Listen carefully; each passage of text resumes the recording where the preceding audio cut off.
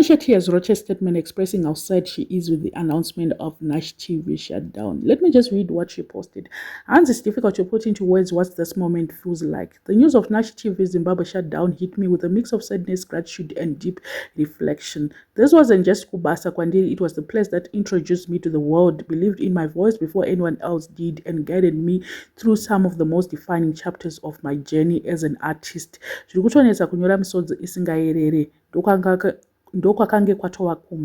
everyone who was part of this team, thank you for seeing potential in me, for investing in my dreams, for the late nights in the studio, the conversation that helped me grow, the lessons that shaped my craft, and the support that shaped my confidence.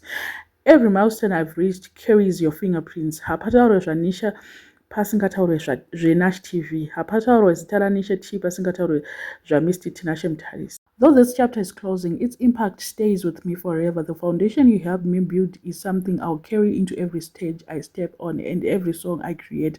I'm proud of what we accomplished together, and I'll always honor the role you played in my story. Wishing every member of the team strength, new opportunities, and the recognition you deserve. Thank you for being part of my journey and for helping me become the artist I am today. Murivedu. To be honest, I feel sad for them because this is a huge blow, and hopefully they will find someone else. Akata Tinashe Mutaris, who was not after money but their success. Kwatinashe, they were comfort zone, and that comfort zone has been taken away. So I told out to Vachita stand for themselves and be able to conquer the world. Otherwise, competition iriko iyi hainombomira zvakanaka kumusic uku. Ndofunga Chill Sport vari kunyatsofara kuti competitor anenge aita step down because ndo vanga vachikompita ikoko hameno kumusic kwavo ikoko, and music yacho inonetsa kana isina support yeZANU-PF, and Tinashe hasiwo kuzana. Competition nevanhu veZANU-PF inonetsa hayo. Unenge uchitongoitawo zvako but unenge uchiona kuti uko kumaartist eZANU-PF vari kupiwa mota, iwo hauna chauri kupa maartist acho. Pamwe pacho unotozoona kuti haiwa regai vanojoina ZANU-PF vaonewo mabenefits pane kuti ungoramba wakangosungirira nevanhu vausiri kupa zviri kupiwa nemamwe mamusician. Tinashe Mutaris also wrote a statement saying, I haven't had much time to explain this properly. I'm on my way to Masvingo for a funeral, but I want to leave this message here.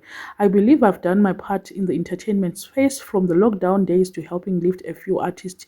We pushed as hard as we could, and I'm proud of the impact we made.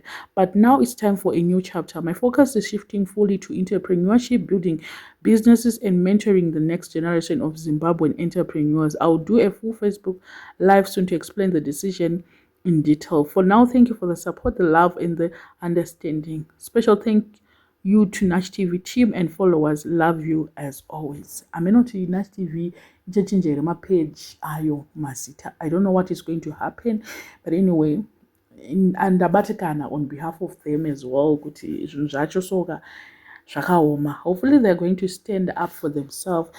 Meeting yakaitwa last week naye Tinashe kundishaya ameno that guy from ZANU-PF aingoataka haina kuita kuti aite decision here iyoyi ameno, because I'm sure kuti music manje yange yakuzomuaffecta kubusiness rake, because now ZANU-PF was always attacking zvisingatomboite, vanga vakutongoatakwa. And ndogara achitaura nyaya yependi yakaitaura futi kwaDJ Ola akataura kuti vanhu vaiti akapisa ega kuti awane insurance, iye aitoti akaita loss out of it. So zvinhu zvacho zvinenge zvine kaZANU-PF mukati hazvizonyatsoburitswe pachena hazvo, but karipo kaZANU. Hanzi panapa nemunhu panapa, and the same people who used to blame and accuse you for eating zvevapfupi nekureba are in the comment section pretending to be disappointed. That's Zimbabwean for you. Chigame entertainment ichi hachisi beautiful like the video, so you can invest more and replace Horton's Urikuba. I wish all the artists the best, and I'm pretty sure they know you played a pivotal role in their careers.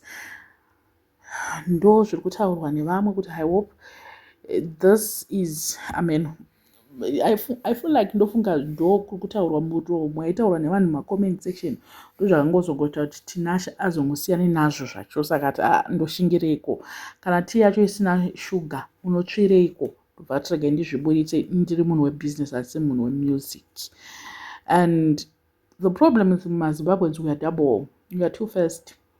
ndo problem yedu isusu. Kana nhasi tina sarenda kudai so tinenge takuembrace naye, but the last time we were not embracing with the guy, we were actually insulting. Ndunge youth paituka pai vanhu vachimuhypa vachita sei, but here we are today, vanhu vari kufeel sorry for him. All the best to them in whatever is going to happen from now going forward.